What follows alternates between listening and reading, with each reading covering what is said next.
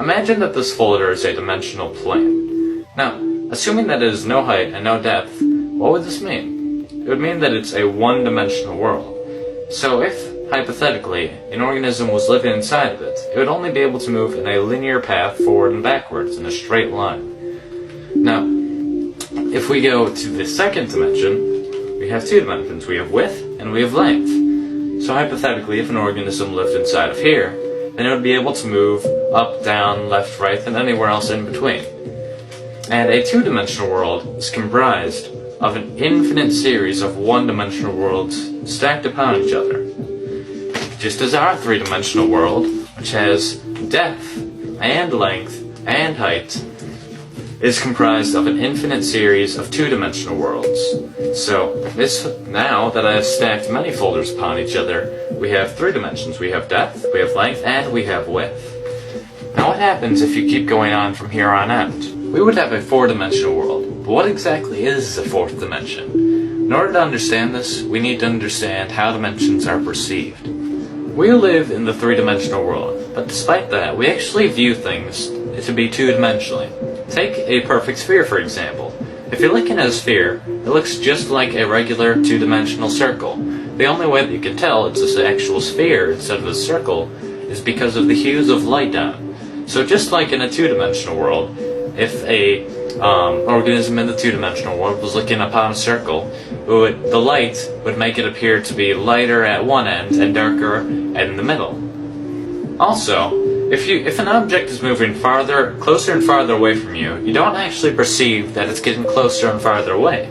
You see that it's getting smaller or larger, and then you assume that it's getting either farther away or closer. But let's say that an object was to grow in perfect equilibrium, so that it was growing at the same speed that it was shrinking as you move it farther away. Then you would not be able to tell, without any light or if there were details on the object, that it's moving or growing at all.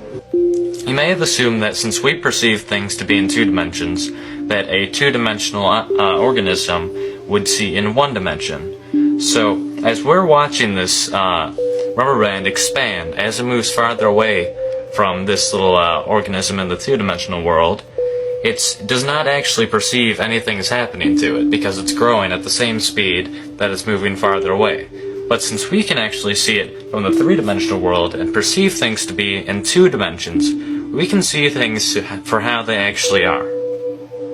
The reason that the two-dimensional organism doesn't see things the way they really are is because the two-dimensional organism sees things in one dimension, just how we, three-dimensional creatures, see things in two dimensions.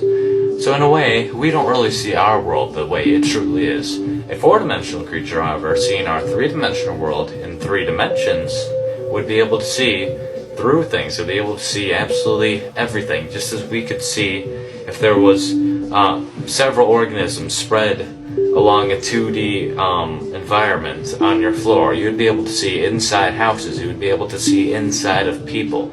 So if a two-dimensional world, a flat surface, is just made of an infinite amount of lines, then the 3D world is just made out of an infinite amount of planes. So the 4D world, logically, is made out of an infinite amount of 3D objects, though they're not just put together like you would like building blocks. That's not how the 4D world is. That would just be 3D again. So in order to understand this, we need to understand the logical progression of mathematics in our world. Imagine that this connects piece represents the first dimension. It's simply a straight line, which is basically what the first dimension looks like.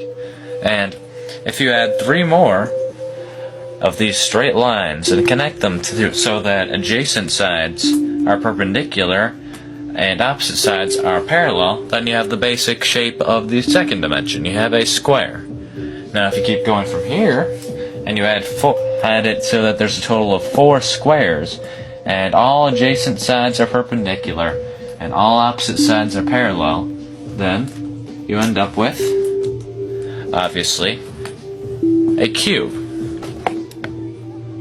So, if you tried to keep going from here, and you would have a 4-dimensional basic shape, you would have what's called a tesseract. Now, I cannot show you a tesseract, But you need to understand that it's basically 4 cubes that are within each other that have all adjacent sides perpendicular and all opposite sides parallel. Yet there are 4 lines connecting to each vertex.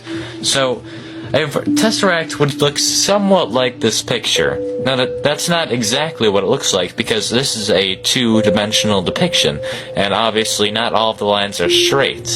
So I cannot show you what a tesseract actually looks like, because we cannot perceive things in the 3rd dimension. You cannot even imagine what a tesseract looks like. You cannot in your mind picture the 4th dimension or a 4th dimensional shape. And you can keep going on from the 4th dimension even. You can go to the 5th dimension, the 6th dimension, the 71st dimension. It doesn't matter. Theoretically, there are an infinite amount of spatial dimensions. The common misconception of the 4th dimension is that the 4th dimension is time. Now, while some argue that by going forward and backwards in time, if you move forward the same distance and backwards the same, then you would end up in the same place you started, just like in the 4th dimension.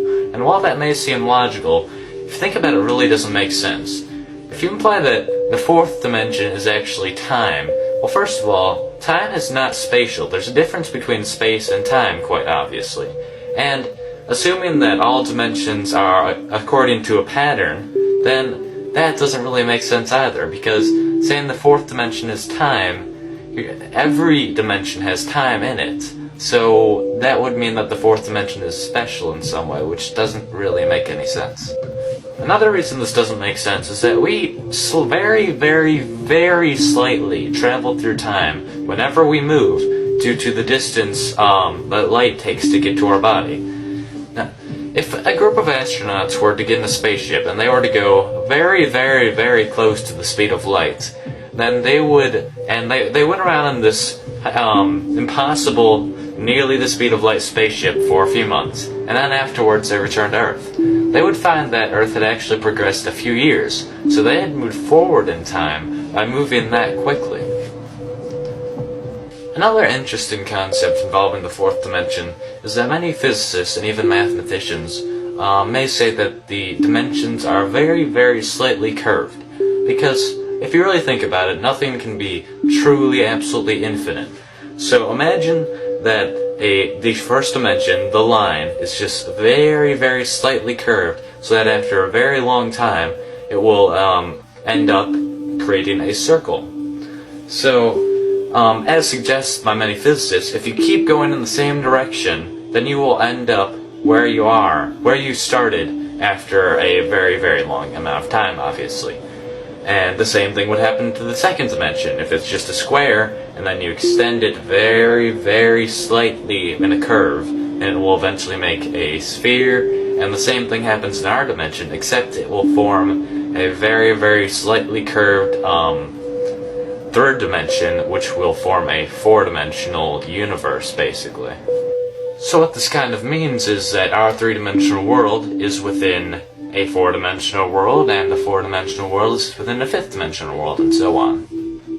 Now, I did say that nothing can be truly infinite, but if this is true, and a dimension is really within another dimension, within another dimension, within another dimension, then I'm implying that there's an infinite amount of dimensions, which is the only problem I really have with this theory. I'm not sure if it ever stops, or if infinity is really even possible. We don't know that. Thanks for watching my video, and I hope this gave you a better idea of what the 4th dimension is.